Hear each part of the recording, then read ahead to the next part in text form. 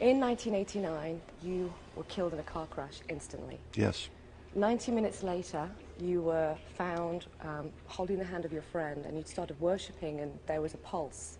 Yes. Now, you were surrounded by EMTs who just pronounced you dead. Correct. What was their reaction to what happened?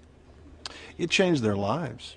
You know, on a professional level, it caused them to say, maybe we've given up too soon on others, you know, we need to keep trying. So they were stunned and amazed and encouraged by my survival, my resuscitation.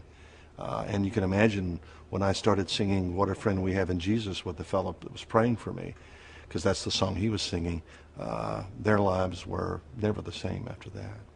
Now, in your book, 90 Minutes in Heaven, you describe just a depression, a Yes. sadness, just a serious, tough time that you went through after the accident.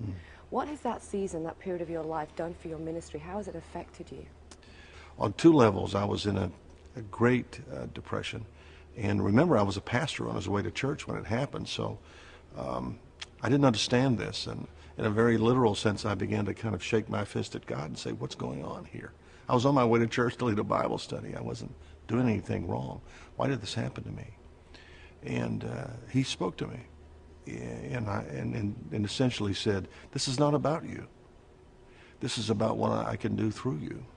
You need to turn your test into a testimony.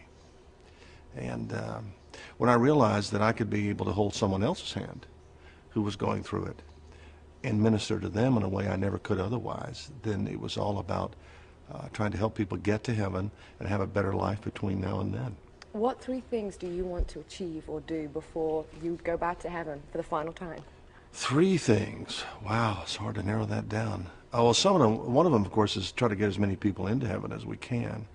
We're running out of time. If you can get killed on your way to church, you need to be ready now. There's an urgency about this. So we want to try to get as many people into heaven as we possibly can.